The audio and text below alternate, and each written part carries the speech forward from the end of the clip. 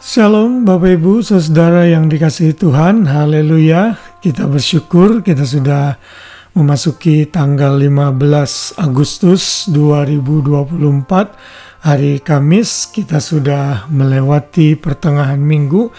Kita bersyukur tentunya untuk pemeliharaan Tuhan atas hidup kita semua.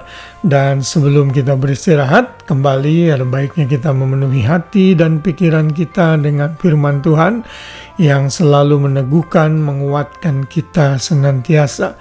Dan hari ini renungan firman Tuhan saya beri judul, Kasih sebagai kunci kebahagiaan keluarga. Kita masih belajar mengenai kehidupan keluarga di sepanjang bulan Agustus ini. Saya berharap sepanjang bulan ini kita melakukan komitmen lebih lagi, apakah itu sebagai suami, istri, atau anak-anak, untuk kita bisa membangun kehidupan keluarga yang memuliakan Tuhan. Dan salah satu kunci elemen yang sangat penting di dalam kehidupan keluarga, sehingga kita bisa membentuk keluarga yang bahagia, yang harmonis, yang memuliakan Tuhan, adalah kasih. Kita akan membaca dalam ayat hafalan kita dalam 1 Korintus 13 ayat 13 yang berbunyi demikian. Demikianlah tinggal ketiga hal ini, yaitu iman, pengharapan, dan kasih. Dan yang paling besar di antaranya ialah kasih. Pasal 1 Korintus 13 adalah pasal yang sangat menentukan dan sangat penting untuk kita bisa mengerti di dalam kehidupan anak-anak Tuhan, yaitu mengenai kasih. Saya berharap Bapak Ibu Saudara bisa membaca seluruh pasal 1 Korintus 13 ini, sehingga kita bisa mengerti bagaimana kita bisa menerapkan kasih di dalam kehidupan rumah tangga kita. Di dalam ayat ini Tuhan menegaskan bahwa kasih adalah komponen yang terpenting dan terbesar daripada elemen-elemen yang lain. Di surga nanti kita tidak perlu beriman dan berharap kepada Tuhan, karena kita tahu di surga nanti iman dan pengharapan kita akan disempurnakan. Tetapi nanti pada saat kita berada di surga, kita akan mengasihi dengan sempurna. Dan kita akan bisa mengasihi dengan kasih Tuhan yang luar biasa di dalam kehidupan kita. Karena itu setiap anak-anak Tuhan harus belajar hidup mengasihi, terutama dalam kehidupan keluarga. Tentunya kasih yang dimaksud di sini adalah kasih agape, kasih yang melengkapi ketiga unsur elemen kasih yang lain.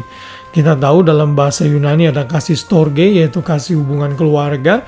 Lalu ada kasih filia, kasih sesama teman atau sahabat. Dan kasih eros, yaitu kasih hawa nafsu yang membuat suami dan istri bisa melakukan hubungan intim dan melahirkan keturunan-keturunan ilahi. Namun ketiga kasih itu harus dibalut dengan kasih agape, kasih yang walaupun. Artinya sekalipun pasangan kita, anak-anak kita memiliki kelemahan, kita harus tetap mengasihi mereka karena Tuhan memerintahkannya. Dan kalau kita membaca kasih di dalam 1 Korintus 13 ini, mulai dari ayat yang keempat misalnya, kasih itu sabar, murah hati, dan sebagainya. Di dalam bahasa Yunani itu dituliskan dalam bentuk verb atau kata kerja. Artinya kasih adalah tindakan aktif di mana kita harus berkomitmen dan berkemauan untuk melakukannya. Kasih tidak bisa muncul dengan sendirinya, kasih harus diusahakan untuk kita lakukan. Bila saudara suami, perintah mengasihi istri itu harus dibalut dengan kasih agape, karena kasih seorang maksud saya istri itu tidak sempurna. Istri juga banyak kekurangan, namun suami harus tetap mengasihi.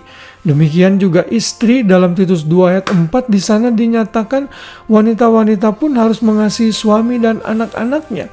Dan suami pun memiliki kelemahan, karena itu istri harus bisa mengasihi suaminya dengan kasih agape, kasih yang tidak selalu menuntut tapi kasih yang mau memberi, kasih yang seperti Tuhan Yesus lakukan, kasih yang berkorban untuk kebahagiaan orang lain.